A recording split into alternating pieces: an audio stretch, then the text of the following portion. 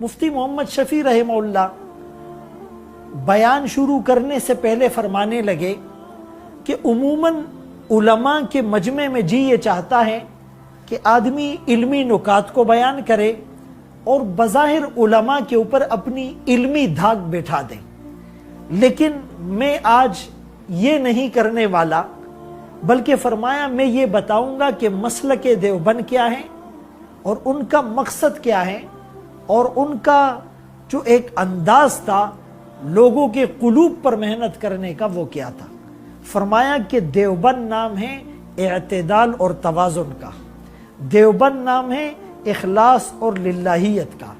देवबंद की खुसूसियत ये है कि वहाँ पर पढ़ाया भी जाता है, सिखाया भी जाता है, लोग पढ़ते भी हैं, सीखते भी हैं।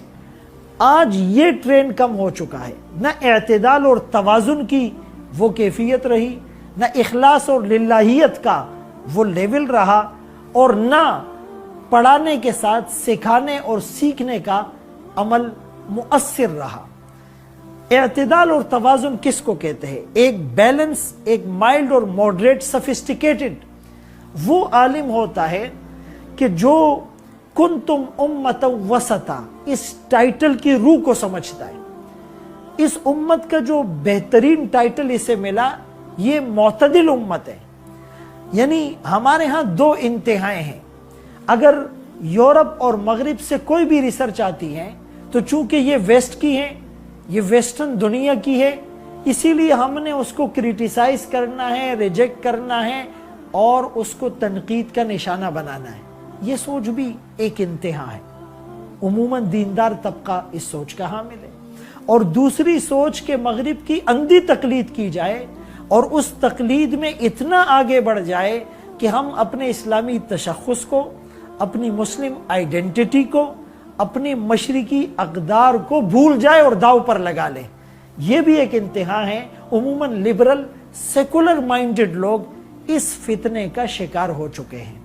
हमने अगर यूरोप की हर तहकीक को गलत करार दिया तो उनकी बाज़ तहकीकात ठीक भी होती है, और बिल्कुल हर तहकीक को गलत करार देने से बहुत सी इल्मी चीज़ों से हम महरूम रह सकते हैं। लिहाजा एक्चुअल साइंटिफिक रिसर्च की बुनियाद पर किसी चीज़ को एक्सेप्ट किया जाए या किसी चीज़ को रिजेक्ट करार दिया जाए।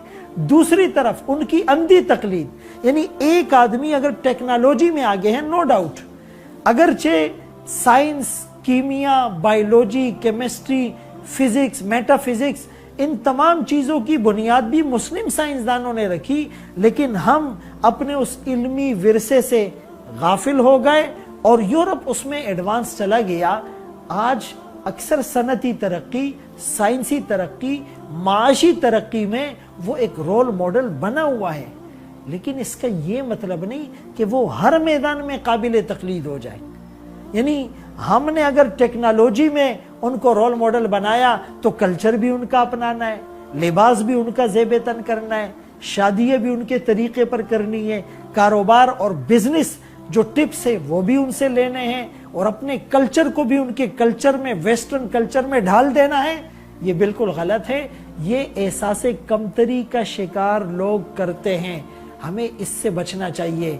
यूरोप ने एक ज़माने में कोशिश की इस्लाम को मिटाने की, लेकिन नूर खुदा है कुफर की हरकत पे खंदजन, फूंकों से ये चराग बुझाया न जाएगा। युरीदून लियुत्फिऊ नूर अल्लाहि बिअफ़वाहिहिम वल्लाहु मुतिम्मु नूरी। इस्लाम की फितरत में खुदा ने लचक रखी है, इतना ही ये उभरेगा जितना के दबा देंगे।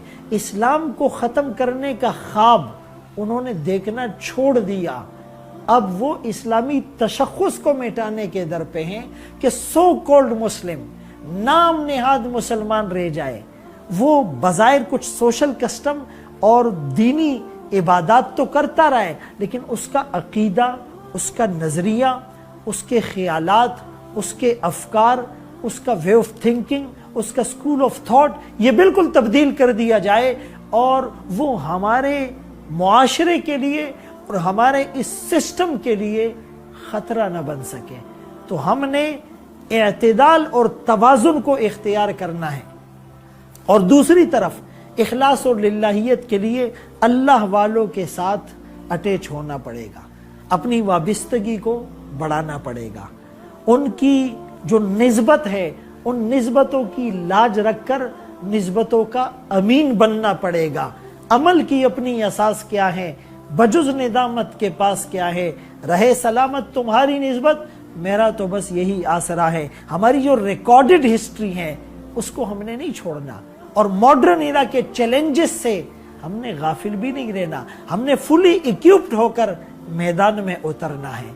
और तीसरी चीज कि अगर हम कुछ पढ़ते हैं तो सीखें, हम कुछ पढ़ाते हैं तो सिखाएं। सबक पढ़कर पढ़ा देना हुनर है आम लोगों का, जो दिल रब से मिलाते हैं वही उस्ताद होते हैं। आज हमने हदीसों में और फिक़ह की किताबों में बहुत सी मबाहिस को, जुज़ियात को पढ़ा, लेकिन क्या हमारी जिंदगी में उसकी छाप, उसका स्टिग्मा नजर आता है? जवाब नफी में होगा। इन बातों को सोचने की, उस पर अमल पेरा होने की, और फिर उसकी अमली तस्वीर बनकर दुनिया को बताने की जरूरत है।